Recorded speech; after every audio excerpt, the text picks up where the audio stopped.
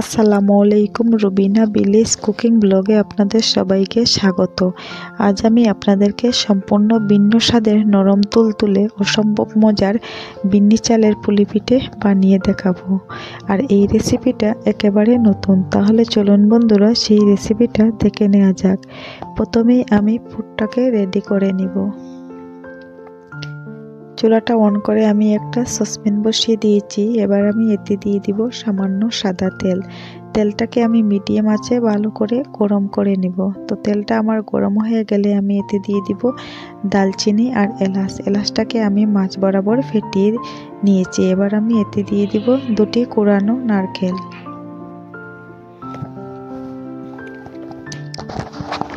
আপনারা আপনাদের পছন্দ অনুযায়ী পরিমাণ মতো নারকেল নিয়ে নেবেন। এবার আমি এতে দিয়ে দিব স্বাদ মতো লবণ আর দিয়ে দিব আমি এক বাটি চিনি।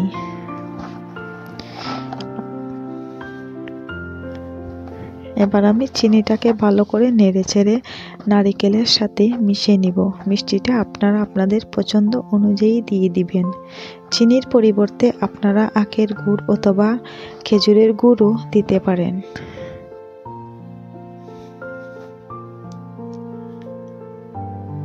চিনিটা আমার গলে গেছে, আবারও আমি ভালো করে নেড়ে চেড়ে নিব। তো চিনিটা গলে গিয়ে অনেকটা জল বের হয়েছে, আরও কিছুক্ষণ নেড়ে চেড়ে আমি জলটাকে ভালো করে শুকিয়ে নিব।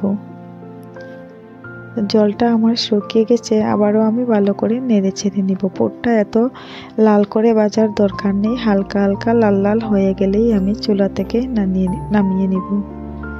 এবার আমি একটা মিক্সিং বোল নিয়েছি। এবার আমি এতে দিয়ে দিব 1 কেজি বিন্নি চালের গুঁড়ি। তো বাটিতে লেগে থাকা গুঁড়ি আমি হাত দিয়ে ভালো করে ছেটে পেটে মুছে নিব। এবার আমি এতে দিয়ে দিব স্বাদ মতো লবণ। এবার লবণটাকে ভালো করে হাত দিয়ে গুঁড়ির সাথে মিশিয়ে নিব। অবশ্যই খেয়াল রাখতে হবে যেন এই গুঁড়িটা যাতে নতুন ধানের বিন্নি চালের গুঁড়ি হয়। আর যদি পুরাতন বিন্নি চালের গুঁড়ি হয় তাহলে কিন্তু এই পুলি পিঠাটা হবে না। অবশ্যই খেয়াল রাখতে হবে। এবার আমি অল্প অল্প ফুটন্ত গরম জল দিয়ে আমি ডোটা তৈরি করে নিব। অবশ্যই ফুটন্ত গরম জল দিয়েই ডোটা তৈরি করে নিতে হবে। কুসুম গরম জল দিলে কিন্তু ডোটা তৈরি হবে না। এইভাবে ফুটন্ত গরম জল দিয়েই অল্প অল্প করে ডোটা তৈরি করে নিতে হবে। আর এই বিন্নি চালের গুঁড়িতে কিন্তু গরম জলের পরিমাণ খুবই কম লাগে। বেশি জল দিয়ে ডোটা তৈরি করে নিলে ডোটা একেবারে হবে না, কারণ বিন্নি চালের গুঁড়িটা কিন্তু আঠালো টাইপের হয়। তো আপনারা ডোটা দেখেই বুঝতে পারছেন যে ডোটা কতটা আঠালো হয়েছে। এইভাবে হাত দিয়ে মেখে মেখে খুবই আলতোভাবে ডোটা করে নিতে হবে। তো এত শক্তও না আর এত নরমও না, পারফেক্ট একটা ডো তৈরি করে নিতে হবে।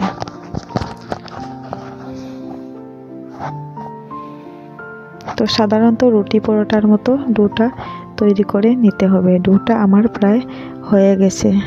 তো আপনারা দেখে বুঝতে পারছেন যে এত নরমও না আর এত শক্তও না, পারফেক্ট একটা ডো তৈরি করে নিয়েছি। এবার আমি একটা থালা দিয়ে ডোটাকে ঢেকে নিব। এত করে ডোটা নরম থাকবে, শক্ত হবে না। এবার আমি অল্প গুঁড়ি ছিটিয়ে নিব। ছিটিয়ে নিয়ে আমি অল্প করে ডো নিয়ে নিব। তো অল্প করে ডো নিয়ে আবারও আমি ঢাকনা দিয়ে ঢেকে দিব। এইভাবে হাত দিয়ে ভালো করে মুঠো করে নিব। এবার আমি রুটিটা বেলে নিব। তো এই রুটিটা খুবই আলতোভাবে বেলে নিতে হবে। তো এইভাবে আমি খুবই আলতোভাবে রুটিটা বেলে নিব। তো রুটিটা একটু গাঢ় টাইপের করে বেলে নিতে হবে। পাতলা হলে কিন্তু রুটিটা হবে না, ছিঁড়ে যাবে। তাই রুটিটা একটু গাঢ় টাইপের করে বেলে নিতে হবে। তো রুটিটা আমার বেলে নেওয়া হয়ে গেছে। এবার আমি মাছ বরাবর পুরটা দিয়ে দিব। তো আপনারা আপনাদের পছন্দ মতো পুরটা কম বেশি করে দিতে পারেন। তো পুর বেশি যার ভালো লাগে তারা একটু বেশি করে পুরটা নিয়ে নেবেন। এবার আমি এইভাবে ঠান্ডা জল ভালো করে রুটিটার চারিপাশে লাগিয়ে নিব। তো এইভাবে জলটা চারিপাশে লাগিয়ে নিতে হবে রুটিটার।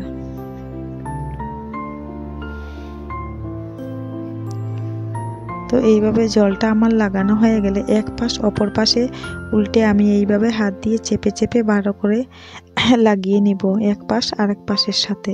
তো এইভাবে অবশ্যই হাত দিয়ে চেপে চেপে লাগিয়ে নিতে হবে এক পাশ আরেক পাশের সাথে। তো একটি পিঠে আমার তৈরি করে নেওয়া হয়ে গেছে।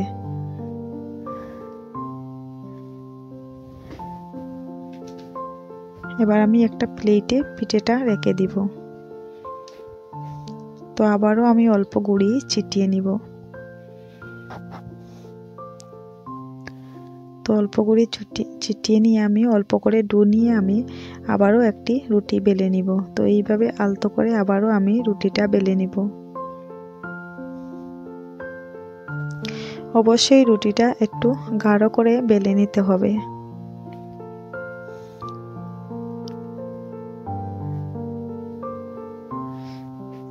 এবার আমি অল্প করে পুর মাঝ বরাবর দিয়ে দিব। আবারও আমি ভালো করে চারিপাশে জল লাগিয়ে নিব। অবশ্যই এই টিপসটি ফলো রাখতে হবে। তো এইভাবে জল লাগিয়ে আমি নিয়েছি। এবার আমি এক পাশ অপর পাশের সাথে ভালো করে হাত দিয়ে চেপে নিব। এইভাবে হাত দিয়ে চেপে লাগিয়ে নিব। তো এইভাবে বাকি সবগুলো পিঠে আমি তৈরি করে নিব।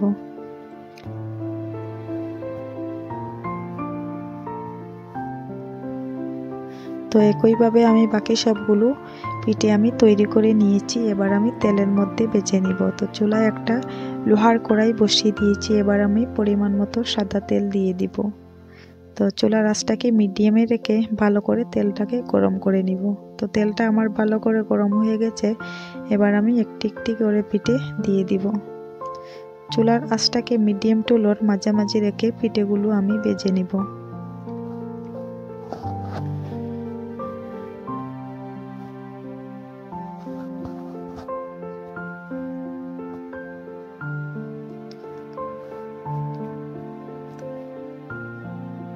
পিঠেগুলোর এক পাশ হয়ে গেলে আমি অপর পাশটা উল্টে নিব। এইভাবে উল্টে পাল্টে হালকা হালকা করে ভেজে নিব পিঠেগুলো।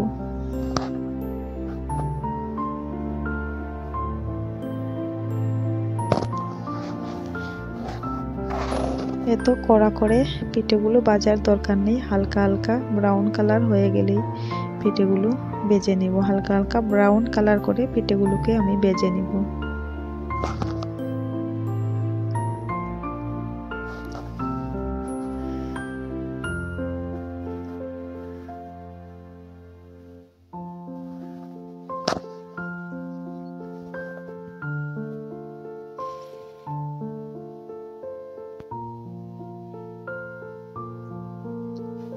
পিঠেগুলো হালকা হালকা ব্রাউন কালার হয়ে গেছে। এবার তেলটা জড়িয়ে পিঠেগুলো উঠিয়ে নিব। তো একইভাবে বাকি সবগুলো পিঠে আমি তৈরি করে নিব।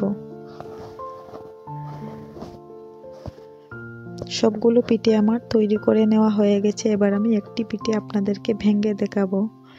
তো আপনারা পিঠেগুলো দেখে বুঝতেই পারছেন যে পিঠেগুলো কতটা নরম তুলতুলে হয়েছে। আর এই পিঠেগুলো দেখতে যতটা লোভনীয়, খেতেও কিন্তু অসম্ভব মজার হয়। অবশ্যই আপনারাও বাসায় ট্রাই করবেন। আর এই রেসিপিটা ভালো লাগলে লাইক, কমেন্ট, শেয়ার এবং আমার চ্যানেলটিকে সাবস্ক্রাইব করতে ভুলবেন না। আজ এখানেই বিদায় নিচ্ছি। আল্লাহ হাফিজ।